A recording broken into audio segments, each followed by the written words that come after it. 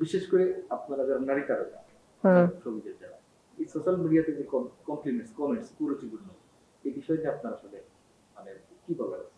এই বিষয়ে আমার তেমন না বলার থাকলেও আমি একটা কথা বলবো যে আমার মনে হয় যে যারা আসলে নেগেটিভ দিকে বেশি পারফর্ম করে, ধরেন আপনাকে একটা মন্তব্য করে আপনার মনটা খারাপ করে দেওয়া বা আপনাকে বদার করা, এরা মনে হয়, আমার মনে হয় পার্সোনালি যে এরা খুবই ফ্রাস্ট্রেটেড এবং তাদের থেরাপিস্টের কাছে যাওয়া উচিত।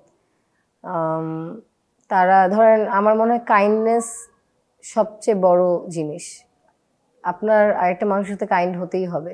আরেকটা মানুষ কোন মেন্টাল স্টেট দিয়ে যাচ্ছে আপনি জানেন না।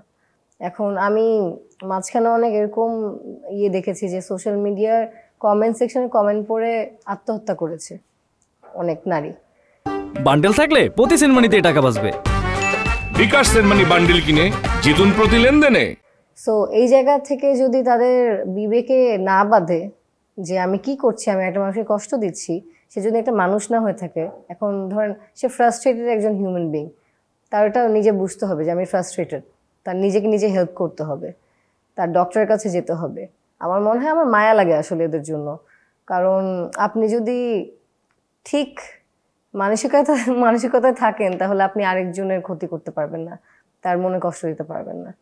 তো আমি বলবো যে আমি জিনিসটা এইভাবেই দেখি, এবং আমি হয়তো মেন্টালি এখন স্ট্রং, এই জন্য আমি এগুলো ইগনোর করে যাই। বাট অনেকে আছে যারা মেন্টালি উইক, তাদের জন্য আসলে এগুলো খুব আছে না, তারা সেন্সিটিভ বা তাদের লাইফে অনেক ইম্প্যাক্ট পড়ে। আমি বলবো যে মানুষ তো আমরা, একে অপরের ভালো চাই, ভালো তাদের সাথে থাকি, তাদের উপকার করি, অপকার যাতে না করি।